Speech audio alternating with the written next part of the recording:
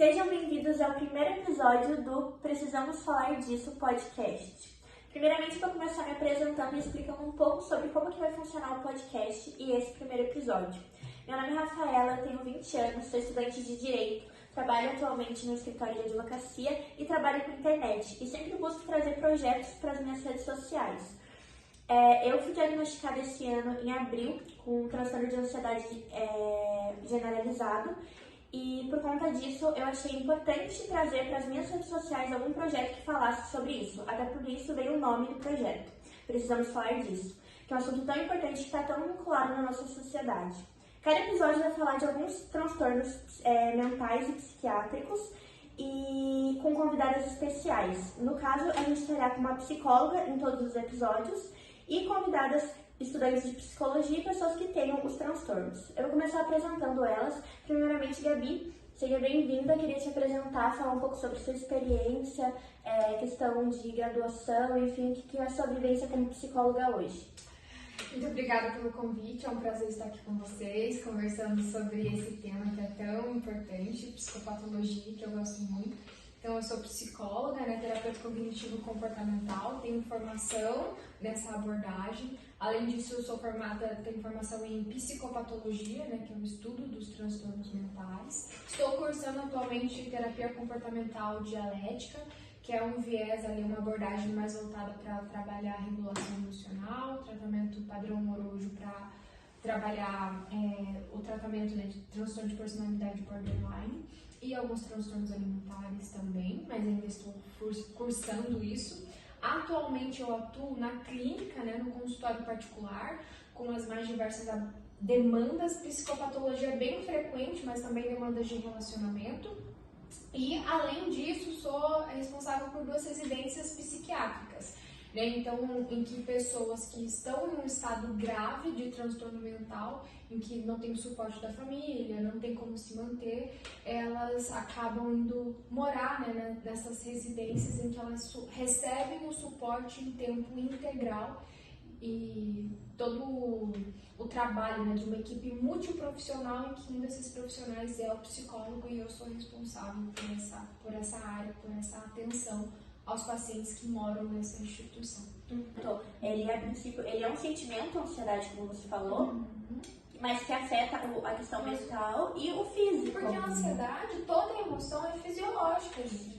Toda emoção, como eu falei, se toda emoção carrega a função de nos proteger, como que o nosso corpo nos protege? O nosso cérebro manda comando para o nosso corpo, para o nosso restante do nosso corpo. Sim. Precisa correr, o nosso cérebro precisa mandar um comando para o nosso corpo que a gente precisa correr. Para o nosso corpo, para a gente conseguir correr, precisa bombear mais sangue, precisa não sei o quê, precisa várias coisas. Então, assim, é por isso que se está ansioso, essa emoção vai levar ali a maior aumento de alguns neurotransmissores que a gente chama, Então, por isso que acaba afetando o físico também, porque toda essa carga de neurotransmissores que estão liberadas na intenção de impulsionar o sujeito para uma ação de proteção, de autodefesa, é aquilo que a gente percebe essas reações de taquicardia, garganta seca.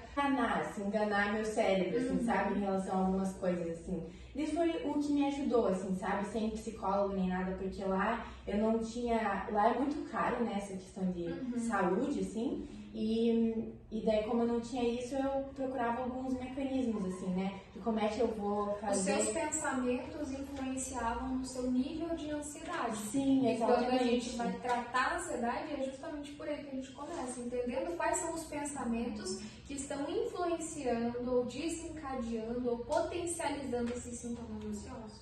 Transtorno de ansiedade generalizada. Uma pessoa com TAG, ela pode ter episódios de crise do pânico. E tem a diferença de crise do pânico e de transtorno do pânico. Quando é transtorno do pânico, quando a pessoa tem, eu sempre considero o quê? Intensidade, frequência e prejuízo da funcionalidade. Então precisa ter uma frequência ali, uma recorrência para configurar como um transtorno do pânico. Às vezes a pessoa pode ter apenas episódios de crise do pânico dentro do TAG. Então não é porque eu tenho um que eu vou ter outro. Isso é legal porque eu tive essa experiência, né, quando eu fui estudar em Portugal, e é legal que tecnologias mudam dependendo de onde você vai trabalhar e de como você está num país diferente, critérios diagnósticos mudam, até porque quando a gente trabalha na psicologia, a questão é quando a gente vai dar um diagnóstico, um laudo para uma pessoa, influencia a questão regional, se a pessoa por exemplo, não é letrada, ela é letrada. Então, tudo que você vai analisar, você precisa entender a individualidade do indivíduo. Então, é muito importante que na hora de se fazer um diagnóstico, se compreenda bem quem é o indivíduo que você está trabalhando, quem é o indivíduo que você vai estar ali presente. Porque, às vezes, você vai para um país que a quantidade de estudo é muito menor, as pessoas estudam menos, e você vai aplicar os mesmos testes, estudar da mesma maneira, e chega, poxa, essa pessoa tem aquilo de laudo. Então, é como se me colocasse em uma categoria. Então, eu não sou aquilo. Eu tenho no momento aquilo e é tratado. Então, a minha questão de compulsão alimentar foi que geralmente tive alguns momentos ali na minha infância onde não foram supridas, e por conta disso acabou que a minha alimentação ainda ia muito para isso. Então não era simplesmente, estou com vontade de comer aquilo. Era só ir em um movimento impulsivo, ia lá. Compensar um desconforto emocional. Exatamente, preencher um lugar que estava vazio.